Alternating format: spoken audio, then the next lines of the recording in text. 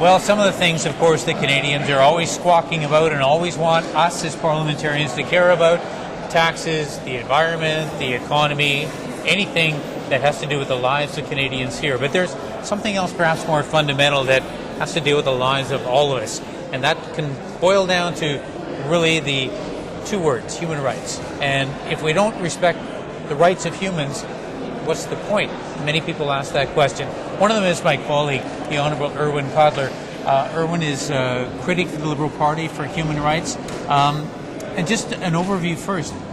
What's the state of human rights right now? Are we, as a world, as a planet, as a society, progressing, or we are still stuck with some real inequalities and worries for you as a critic of this issue? No, I think it's kind of what Dickens would have called the best of times and the worst of times. On the one hand, there's been a kind of literal explosion in human rights law.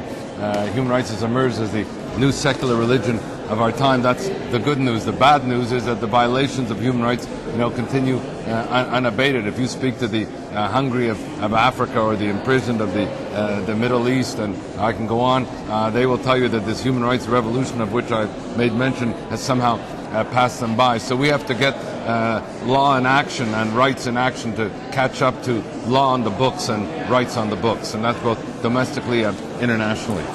Now, sort of highlighting some of your work recently and some of these problems, you've got a constituent who's languishing in a jail, I believe, in India. Is that right? That's correct. What's the situation? How did this happen, Irwin? Well, he was in Nepal, or he's been doing business there in Nepal and India, and he had money wired to him, and the nearest place to receive the money was in a neighboring town inside the Indian border, adjacent to the Nepal border where he was residing. And so he knew that his visa had expired for India, so he hired a driver and interpreter and asked them to go pick up the money. The next thing he knew, the police superintendent in that area called him to say, look, the driver and the interpreter you sent were driving a stolen car, and he proved that he had rented the car and had the receipt for it.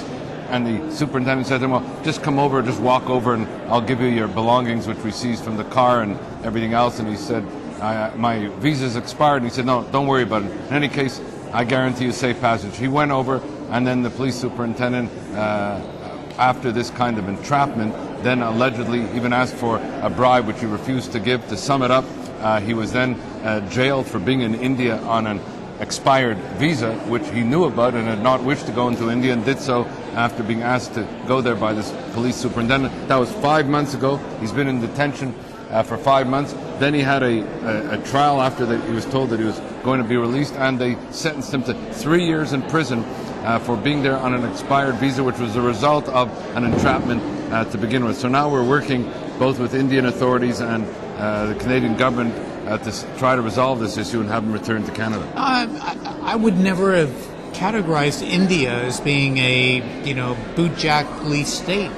Well, it seems to be a state where democratic principles are held in high regard. Well, How would this happen? I share that with you, but this was a border town, and sometimes, border towns have their own rules, and I've met with the Indian High Commissioner to Canada, who's been very cooperative and responsive.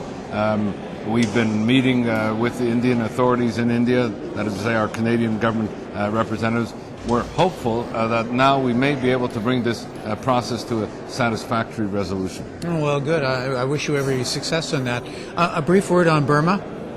Burma, we just met today, the Canadian friends of Burma. We're going to be having another press conference this Thursday to continue to bring attention to the urgent situation of the gross violations of human rights in Burma, the need to take all necessary initiatives with respect to holding the Burmese government to account, a comprehensive and mandatory arms embargo, targeted economic sanctions, release of Aung San Suu Kyi and other detainees. The government has held over 1,000 people, including a significant number of the monks in what has been called the Saffron Revolution. I'm delighted that the Canadian Parliament unanimously passed a resolution making Aung San Suu Kyi an honorary citizen of Canada. That alone will send a message as to how serious we are with regard to Burma, and that we're going to be unrelenting with regard to our advocacy so that no culture of impunity continues in Burma, and in fact we will move towards a democratic government as authorized by the elections some 17 years ago. So you feel that our granting citizenship actually matters back in Burma?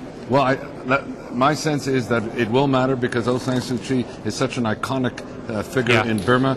She's a Nobel Peace Laureate. Yeah. The Burmese government is the only government that I know of that has jailed a Nobel Peace Laureate rather than honored her. And the fact that we have made her an honorary citizen Yeah. should only support our advocacy in Burma and internationally. Okay, Irwin Cotler, human rights critic. Thank you very much for joining us on MPtv, and thanks for watching. Good being with you.